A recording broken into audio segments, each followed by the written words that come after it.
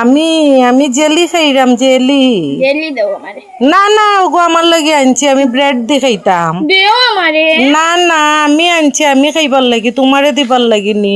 ওই দিন যে তোমারে কইসলা আমারে একটু দিবে আইনি, তুমি একটু দিছো আমারে। আমি তোমার জেলি খাইছি না, তোমার জেলি তোমারে ফেরত দিলাইছি। আজকে আমি একলা একলা খাইমো মজা কইরা।